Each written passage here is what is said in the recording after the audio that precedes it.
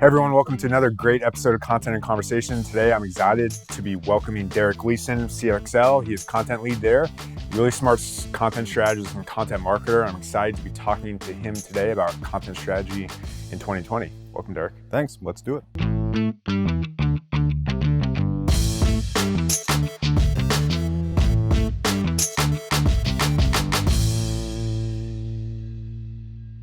An interesting thing, I think, specifically about your background is that you used to edit encyclopedias. Yeah. So what about that in particular? I mean, there's definitely overlap that I think is interesting that you bring to your job today that maybe could be instructive for people. Sure. I mean, I think most people are just blown away that even when I was doing it in like 2011 to 2014, the fact that they just still existed was like a novelty for people. But I was sort of on this borderline between when we went from doing the last print edition of things to the first, basically switching from selling a print edition every 5 years to selling a digital subscription model. So a lot of the lessons that I really take out that are still useful for me come from that print experience because it forces you to make a lot of editorial decisions that I feel like if you've grown up purely in a digital world, you've never had to make. And I think there's a potential there to have some value as far as now, basically from an editing perspective, it costs money to shorten something. So it's really easy to publish a blog post that maybe is 1,000 words too long because it actually takes money and effort and time to shorten that. Whereas from the print perspective, everything that you're printing costs money. Every additional page costs money. So the cheaper thing is to cut things down. So we sort of, when we were publishing, you knew that if you had an encyclopedia that say had 1,000 entries, every single one had to be exactly 1,500 or 1,700 words. Some of those editorial choices end up being really painful, but at the same time, it gives you a really consistent product. It means that you kind of have a predictable amount of, I guess what you could say, informational density from article to article that I think can be missing now, where you might go on somebody's blog and it's, a 500-word rant one week, a 4,500-word long-form piece the next week. As far as developing a brand that people can really understand and buy into, some of that, even as painful as some of those decisions were really useful for me. Interesting. So, yeah, this is almost not related, but out of curiosity, is literally no matter what the topic is, it's exactly that same length? So you would, for instance, if it were like a set of biographies, okay, you would expect the biographies to be a standard length. If we had one that was like an encyclopedia, like a general encyclopedia, and so you were still making editorial choices about length, but it might be that that certain subjects you're going to invest more time and energy in than other ones. And then it still is, I think there is a much bigger need and expectation for consistency that came out of print publishing, that came out of encyclopedias, where if you're going to cover a topic, people expect you to have basically the same bits and pieces of information and the same general length for each one. So, we had a countries of the world portal, and if you're going to have data points, people expect you to have the same 10 data points for every country. They expect that, the section on the economy is going to have 3 paragraphs for every country. Maybe the U.S. entry is going to get a little bit longer. Yeah. And there is some of that variation for sure. But, compared to, say, Wikipedia, where you just have no idea how long or in-depth an article is going to be because it's only ever lived digitally, is sort of where, to me, you can get it gets really hard to create a brand when there's so much cost in having to create that structure around that content, whereas in print, it was just demanded of you. Interesting. I think I feel like Stephen King's On Writing. Have you read that? No, I haven't. No, it's a good book, but I think one of the things he mentions and I think of with your process there that I imagine would also be the case is a lot of great writing is like removing words. Yeah. And that probably made you all much better writing, just having that limitation that you're forced into. Certainly from right, because obviously, you end up in a situation where your choice is either I can tighten up this sentence or I can cut it out entirely. So ideally, you can find a way to sort of shorten it to fit it in. But so it definitely pushes your writing on that side, and then it also pushes you as an editor, which is, in my mind, something that we really need now, which is people that are editing down to really get to the nuts and bolts of the stuff that really matters. Even when those decisions are honestly really hard. I mean, we'd cut stuff out that you knew was good and interesting, but you were having to ask yourself, okay, is this section more vital, more central to this than this section? So you're sort of having to create this hierarchy of how essential each bit of content is, which I just don't think we have to answer that question as much now in a purely digital world. And so it ends up sometimes you're publishing stuff that just kind of gets lost, where the key points might be buried or might be lost amid 3 or 4 paragraphs that really don't matter as much. It's almost the antithesis of like how SEOs have operated in a lot of ways. Like we literally have to stretch to hit a word count. Right. And some people will set those expectations, which I hate personally, of like, this has to be 2,000 words.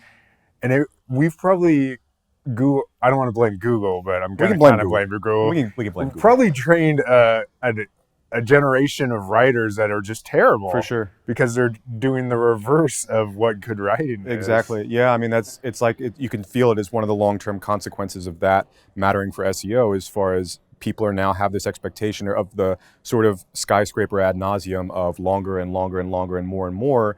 And what I keep seeing as far as kind of thinking about what content's going to look like in the near-term future is you can see that it's exhausting. I mean, when I see somebody tweet, "Hey, I've just published a new 6,000 word article on something," it's like, when am I going to get time to look at this? And at the same time, you also look where previously maybe that 3,000 or 4,000 word article differentiated you in a search results page where everything else was 600 or 800 words. Now for a lot of common topics, everything is skyscraper. So you're looking in the entire first page, everything is 3,000, 4,000, 5,000 words. There's no pathway anymore to differentiate yourself by adding more content. It's going to be about those editorial choices. Who can make those better editorial choices and have the consistency to create expectations in the mind of the reader that, oh, I'm going to choose this article from Siege Media, or I'm going to choose it from CXL because I know that their articles are usually X amount of length. I know that they have this predictable content density. I know that they're going to help me find the right information quickly. I'm not going to get stuck with an extra 3,000 words of fluff that, some entry-level SEO put in there because they thought it was going to help it rank higher. Yeah, that makes sense. And I do think, to not completely bash on Google, it is slightly coming back around with quick answers and that format structuring and things like that. I think force writers to be a little more intelligent and concise with their articulation. But still, I think there is an element of that. I would agree with that thought process. And they're getting better at that, I think, too, of highlighting brands. And Right. And I mean, it's not like I have a better algorithm to help surface this content. I mean, it's obviously you can imagine where that's the hardest thing for the algorithm to figure out is how do you get an algorithm that can really distinguish something that's exceptionally well written, that's very concise versus something that's not as concise. That's, what we see, like you say, we're starting to see that get picked up a little bit, but maybe some of those signals now are still more brand related, as far as if Google can ascertain that this is a credible brand for something, maybe it surfaces that content even if it's not longest. But, I don't expect any time in the near future that I'm going to have a great simile or metaphor that Google's going to be like, oh, we got to put this guy number one. Like, look at his use of rhetorical devices here. Like, I'm not anticipating that. But yeah, I think we'd all welcome the day when you can write a super concise 800-word article that covers the stuff that people need and not worry about a 4,000-word article bumping you out simply because it's 5 times as long. We can dream, I think. So I think something that was interesting that you talked about, the idea of parasite content, and maybe relates somewhat, and even elicits a deep sigh from you. But, sure. No, well, I think it's a challenge. I love content marketing research, the process of trying to figure out what's the best stuff that somebody's written on, and how do you figure that out, using some of the tools that we have and using some of the primary metrics like links and shares. How do you really figure that out?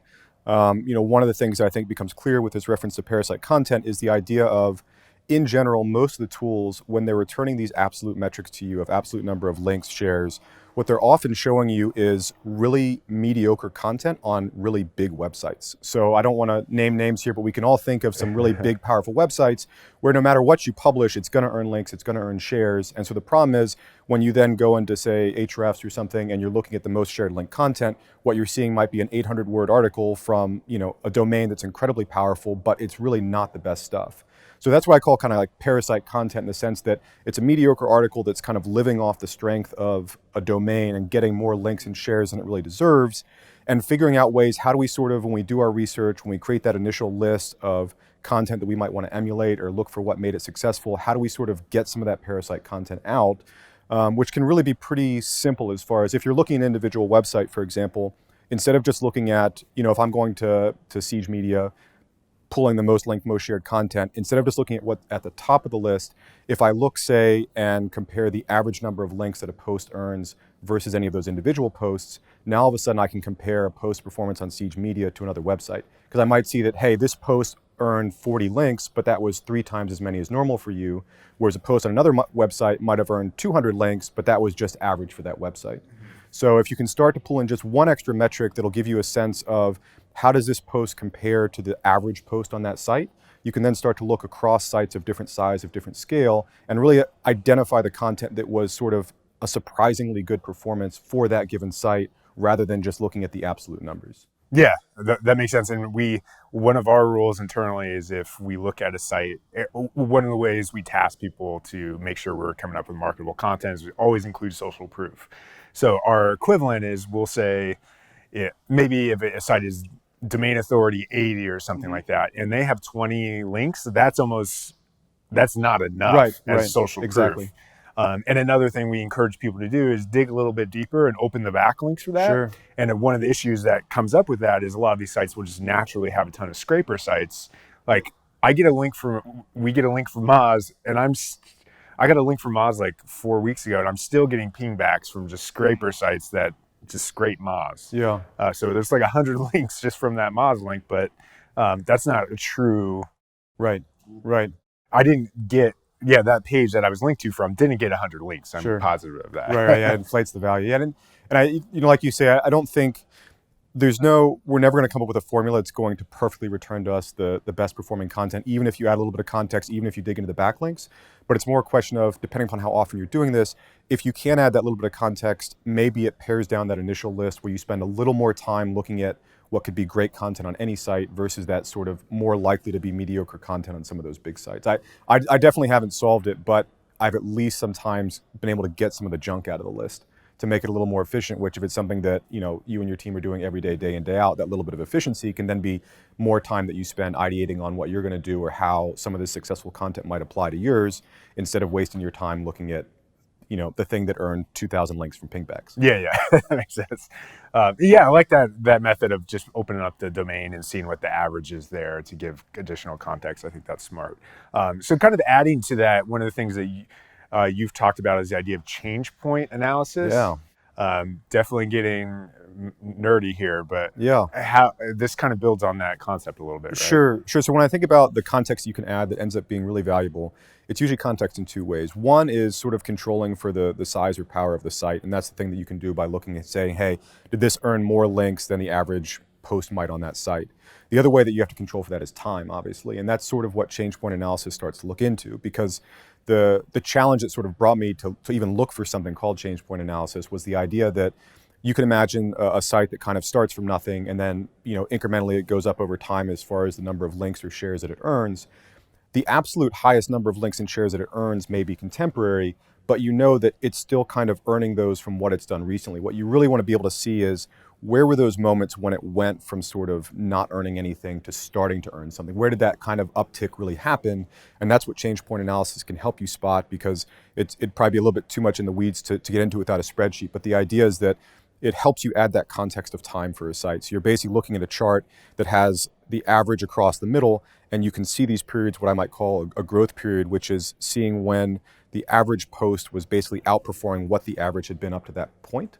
And so you can capture some of these moments when, in terms of absolute links or shares, it may not be the highest number, but it is sort of the most the highest outlier of a performance at that given time for that site. So it adds that, in addition to adding the context of the site, it gives you that little bit of added context of time where the site was kind of in its life cycle.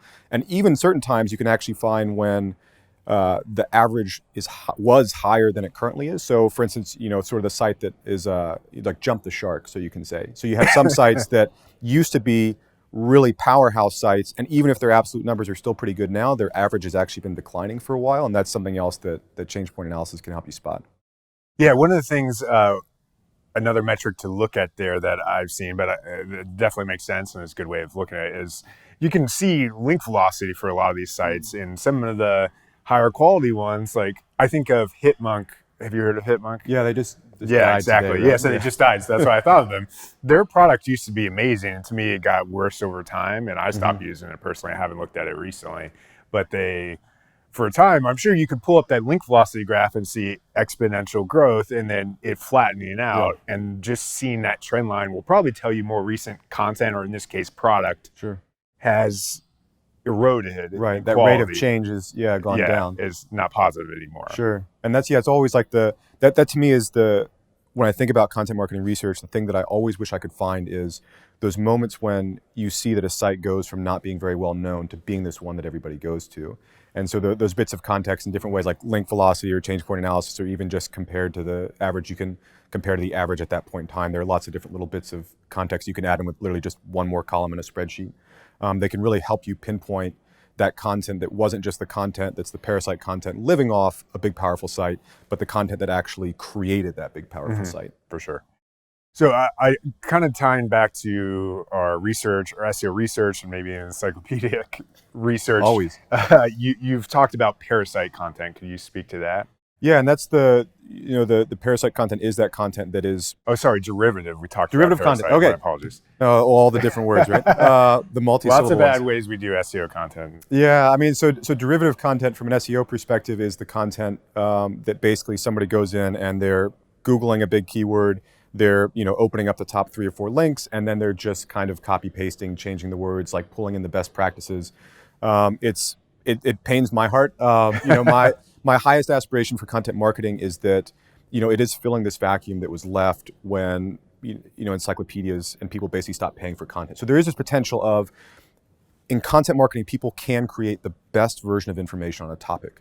The resources are there as far as they're flowing, and the financial incentives are there for companies to invest in content, and it can be done. And that to me is really exciting because I know this is a bit going back around to the question of derivative content, but the money was draining out of encyclopedias to where we were doing things in the 2010s on 1990s budgets. So the quality was going down, and all that money is now flowed into content marketing. So there is this potential, the resources are there to do an amazing job, but if we're still sticking with derivative content, if we're still saying it's good enough because we can rank, if we just kind of mash up the top few results, if we kind of stop there, it's never going to get to where it could be.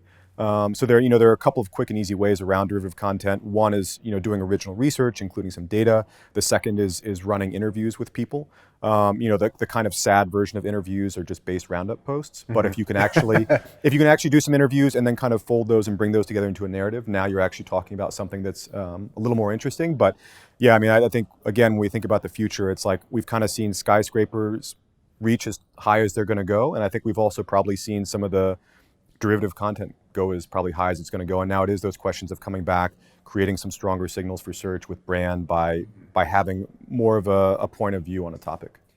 Yeah, I like how you guys do that. I think of Orbit Media as well, of people that actually take the idea of using influencer content and quotes in a way that's not just let's just bullet list every single thing they said in a really lazy way. Yeah. It's formatted well. It's intelligently thought through. It's not like 40 quotes. It's just let's pull in 3 quotes, and that not only reinforces your article, but obviously builds in distribution. Sure. In a not lazy way. Sure. Yeah. Like those roundups. Right.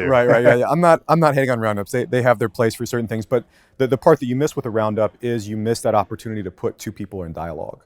So with a roundup, it might be that the third person you have has a really interesting counterpoint to the 45th person that you have in that roundup. But if those are separated by 40 quote blocks and 3,000 words, who's going to be able to patch those things together and make that connection? So it's just a little bit more effort to have that time to put those people in dialogue, but you get really interesting perspectives, especially when you're getting those perspectives from people that really have been doing the work, that know their stuff, because they do have strong points of view on things, and they do sort of allow you to elevate a post beyond just best practices by saying, yes, these are the best practices, but here's what one person says, and they're in total disagreement with this other really smart person who says something else, and then allow you to kind of find where you want to approach that, either between those or whether you take somebody's side on it. Yeah. So one thing about derivative content that we talked a little bit about the last time we chatted that I thought was interesting is one of the things that's at play with these SEO skyscraper driven content pieces. It's hard to accomplish that and also bring brand in at the same time. It's like, how can we write the 10 best CRO tools in a different way than someone else? And I think that we had some interesting thoughts there. I don't know, how would you speak to that? Or suggest people do that? So I think an interesting way to think about it, because in general, we have tried to differentiate as an industry based on length and depth, basically. We've had to try to say, we'll keep writing longer and longer. We know that's going away. So, I mean, but at the same time, like you say, it's totally true that, if you're going to do a post on the top CRO tools, you know that it's been done so many times. So to sort of even start to think about where does brand come into the equation, I like to think about the idea of, say you have to go find a biography of Abraham Lincoln, Google Abraham Lincoln biography, then look at that list of 10 results. Whatever link you click, what are your reasons for clicking that link? Like if you bypass Wikipedia to go to Britannica, why did you bypass Wikipedia? Was it because you thought that Britannica would be more credible? Was it because you thought that, the design would be better, that it would be more concise? Because at the end of the day, you're not really expecting to find like one biography be drastically different than the other on Abraham Lincoln. Like they're all going to have basically the same content, but you can tell that certain websites have built brands, and then your own choice about where you go kind of is instructive if you think about it as far as what kind of brand have they created. Because you can create it with design, you can create it with just even predictability, you can create it with if it's a topic that really needs to be up to date, like Abraham Lincoln biography, not a great example of that, but if it's a topic that might be changing all the time, maybe you know that, hey, I go to this website because they keep their stuff up to date, which can then be a really good way to differentiate. It can be painful when you think about evergreen content. Usually the idea is you want to create as much evergreen content as you can, partly because it preserves relevance and also because it means there's a lower investment as far as how much time you have to spend to update it. But that also means if everybody in the industry is saying, we don't want to create evergreen content because it's really expensive to maintain, now that means you have an opportunity to create something, or that they want to create only evergreen content. Now you have an opportunity to create something if it needs to be updated all the time and kind of have that competitive advantage. So for an example for us at CXL is we have a post on how to do Google Analytics implementation, like the 101 basics of how to set up your analytics. Every time Google changes their UI, they change the nomenclature, whatever, like it's a pain, I hate it. I have to look at that post like every month to make sure, is this still up to date? But at the same time, that's an opportunity for people if they're searching to think, okay, we know that we can trust that CXL is going to have this stuff up to date. And then maybe that's kind of a brand value that they carry with our content that maybe makes them in, a sea of articles that are all long form articles, all have basically the same information. Maybe that's that little added bit of credibility that convinces them to click our article, even if we rank third, fourth, or fifth. Yeah, I like that. Just maybe having that top of mind of, or even asking yourself that question is, what are those differentiators about us compared to the comps that we're going to have and stand out? I think we had a client who came, we worked with, and one of the things they asked for was like pretty much every single sentence we had to have a citation for, this is like intense MLA format. Level, some flashbacks standard, to high school, yes. right? Agony, pain, tears. Yeah. But we were like upset about it to a degree. It felt like superfluous and not totally necessary. But in some ways, it was them taking their own stance. That was their thing of having that, like, maybe it is 90 footnotes on each article. And at least that made them. Which at the end of the day, we respected. Yeah, as a way of differentiating, because no other person in that market was doing that. Right, and I mean that's an interesting thing that I think about, because obviously encyclopedia standards are pretty high. You can't be wrong. You have like thousands of librarians that will come and yell at you if you screw something up, and if you're putting it in a print book, you can't even fix it after you do it, so you're in big trouble. But yeah, that aspect of credibility is something that I see that as a place where even within the digital marketing world, people producing content on digital marketing, that is something that's missing. You look at like a guy like Bill Slawski, who is like going through all the Google patents. He has the credibility of basically the only SEO academic, and that is his whole brand, because he's digging in and actually going in and finding those original documents that are suggestive of how Google's handling things. You could very easily cite those patents if you're writing an article of best practices of SEO to sort of corroborate what you're doing, to kind of differentiate how you're doing things. And also, I don't know in the context of the client that you mentioned, but it may be that one of the ways you differentiate is not just the credibility, but the idea that now there are contextual links that people can follow to go learn more. Like I think about that with Wikipedia. I don't like Wikipedia as my own sort of personal bias from the reference publishing days. I have a personal beef, but I do love the links that you get in the footnotes, because to me I may not care about reading the article, but I know that all the sources are going to be there. There's value in that.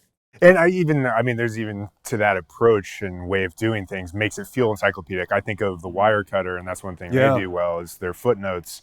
You feel like this is authoritative simply by that structure of 1, 2, and you go down in the body. It's also, I think, good for readability to not have 95 links in the body. Sure.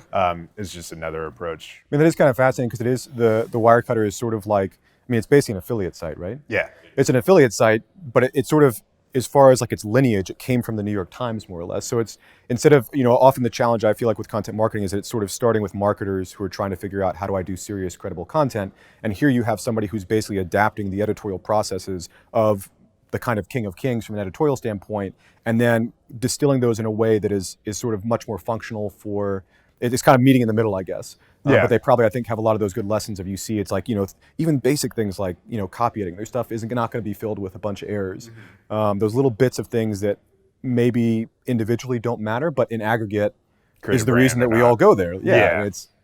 It differentiates it from the other affiliate sites where you know it's somebody that is quickly buying a domain, doing some keyword research, and trying to put out the minimum viable product from a content perspective just to be able to rank. Like, it's just whatever I need to do to rank, let me do just that little bit versus saying, saying we actually have a real brand that we're going to create, even though we're doing probably, putting 5 times more time than we need to just to show up on page 1. Yeah, for sure.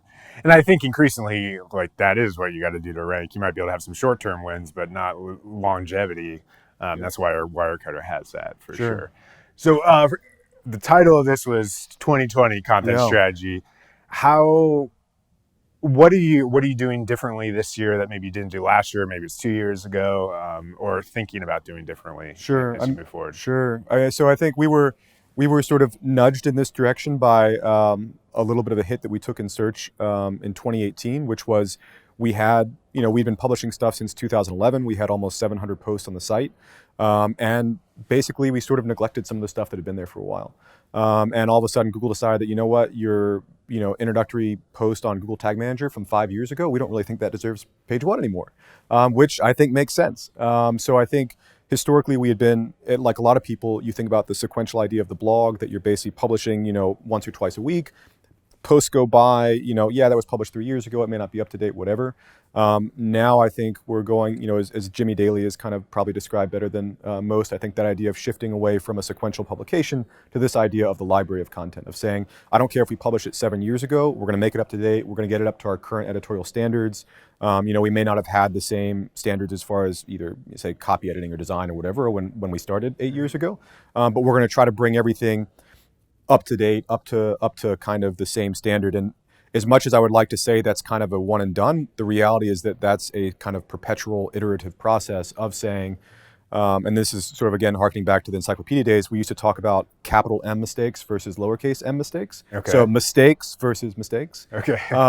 And the capital M mistakes being the ones that would get you a bad review. So if you're publishing a print edition, it's a big enough issue, like you have, you say Abraham Lincoln was the president of Canada. Like, that kind of stuff that somebody's going to see it, say, this is terrible, like you shouldn't buy this book. Those are the things that you want to avoid. And then the lowercase m mistakes are the little copy edits, the things that you sort of expect, like this stuff does happen over the course of, 5 volumes and 1 million words. So we're kind of starting with the capital M mistakes, which are the things, like the dead links, the broken images, if it is a post like installing Google Analytics, the screenshots up to date, right? That kind of stuff that's really essential to people getting value out of it. And then knowing that once we kind of clear the decks of those, having in place a triage process to figure out, okay, what's next, what posts need the most attention, what are those sort of smaller lowercase m mistakes that we can start working on. So it's, over the course of 700 posts, it's a pretty daunting task, I feel like, but that's, that has now takes as much time and as many resources as we're also investing in producing new content versus just saying new content, let bygones be bygones, yeah. So definitely agree with that. It's definitely a way we're moving towards as well as the library concept. I think it's definitely a smart one from Jimmy.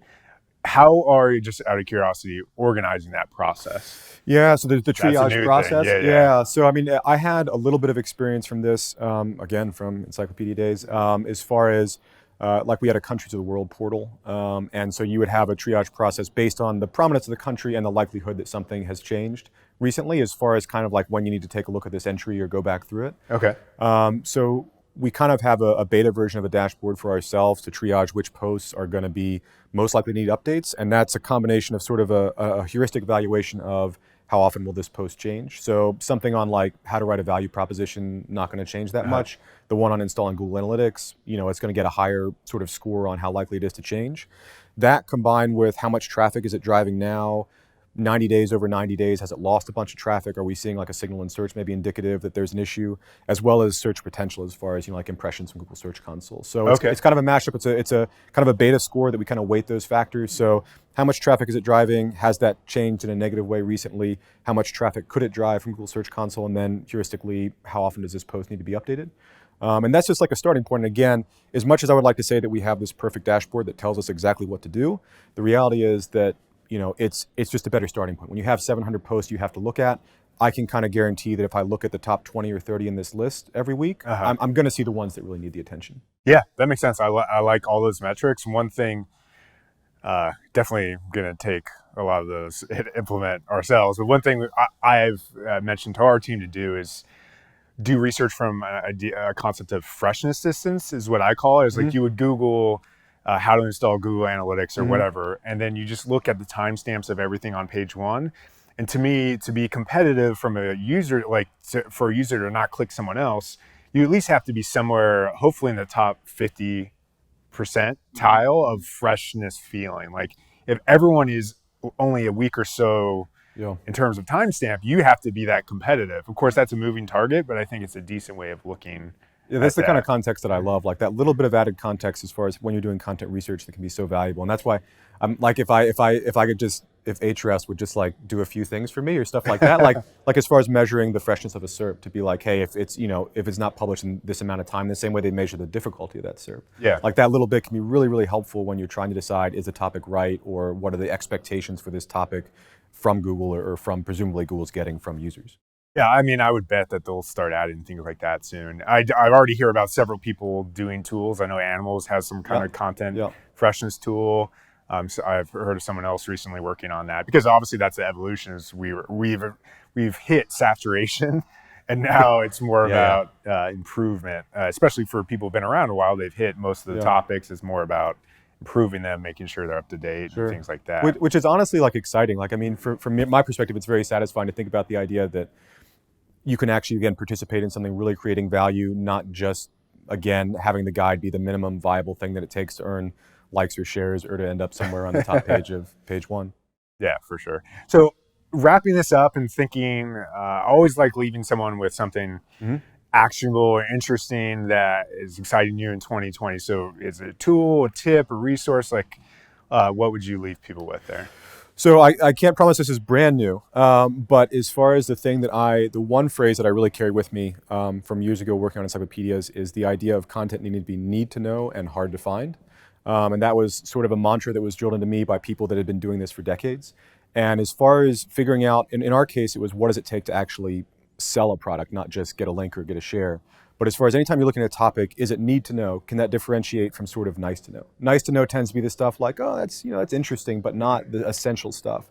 And I think just to give an example, in the digital marketing world, that tends to be, if we're producing content about content marketing, is it actionable enough for people? Is it just kind of theory, strategic, like, oh, that's an interesting way to think about something, or is it really showing me how I can do my job? That sort of is the gap between nice to know and need to know. Okay.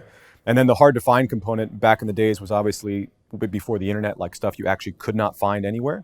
But nowadays, it's more about, can you be a good editor? Can you find stuff that's buried in government PDFs, that's in massive databases, and distill that information and bring it to the forefront for people to be really easy to find? So I have yet to be let down by the idea of need to know, hard to find, both from trying to sell content and from trying to get links and shares. So if you're sort of wondering if you're on the fence, or if you need to tape a Post-it on the front of your computer, like, that's a good one to have. From the hard to find, I definitely like that. Also, is going back to the parasite content, is like, how can we, or maybe even derivative of finding differences. Do you have a certain process for getting outside the top 20 results to find those interesting nuggets? Yeah, well, certainly some of the context of the content research, as far as trying to weed out some of that parasite content to find some of the more interesting ones. I mean, honestly, like you say, I think nowadays, the more time you spend on page 3, page 4 of Google, sometimes the more interesting stuff that you're going to find. But that just maybe marrying that with just a little bit of extra data, whether it's from a government source or something else, some of these little ways to both add credibility and find some information that other people aren't looking at. I mean, to be honest, at least in the US, like, it's amazing the amount of information that our government produces that's incredibly good quality and that can dovetail with other kinds of research. And if you just don't mind digging through a census database every now and then, you can create some special stuff. Yeah, something, just a simple way of doing that we've done is just use Google Consumer Surveys or SurveyMonkey, and you can, if you're asking something relevant to that topic, you can get that unique data to kind of round out your article sometimes. Yeah, it's fascinating. So there's, a lot of times when people think about original research, they think it has to be this really big, daunting project. And you can look up the methodology of things like U.S. News and World Report studies, like their Best Places study, which you would think U.S. News and World Report, gosh, they must have spent a fortune doing this thing. It has 11 data points. 7 of those data points are publicly available information. Two more are other studies that they've done, which are also based on publicly available information. They bought one set of survey data from Gallup, and they did a SurveyMonkey poll of 2,500 people on desirability of locations, and that's it. That's the entire thing. That's 11 data points. Seven are publicly available. Two of them they did themselves. They bought one, and then they did a probably not scientifically acceptable poll of SurveyMonkey users. So like, it definitely can be done, and it doesn't have to be over-engineered. Yeah, those city studies are definitely another thing SEOs have exploited. But that's interesting because that's another level of just depth. A lot of SEOs will go a little more lazy, or not lazy, but try to get to credibility in a minimum viable way. Maybe it's like 4 publicly available data points that they curate. And that can work if it's coming from a credible source. But yeah, if you can even take it slightly further in their standpoint, that probably gets closer to actually, this is a actual desirable place to live. Sure, and what you see is that the little difference is they have that one little bit of proprietary data, and that keeps anybody else, it keeps it from being derivative for one, it also keeps anybody else from reaching those exact same results, especially if you have a number. So if you are kind of looking to do it on a budget, I would say the best bet is, like you're saying, find a few really credible public data sources, and then do that little bit of qualitative research that's going to make it proprietary, that's going to make it special to what you're doing and nobody else can copy. You can do it for probably a few $100. Yeah, for sure. Well, it's been great, Derek. Hopefully sets everyone up to have a very successful 2020, updating their old articles. I think is Get excited. Get excited to update those old articles. But it'll be effective. I feel confident of that. So. It's worked well for us so far, both from a search standpoint and from feeling like we're starting to really wrap our arms around it as having a brand and having a commitment to having a certain level of quality. Nice, yeah. And that's what we should all strive for. So yeah, I would love to hear your thoughts about 2020 strategy. If you like this, please give us a thumbs up, subscribe. Check out CXL. They got a lot of great resources on everything digital and have some great training materials as well. So yeah, thanks for watching.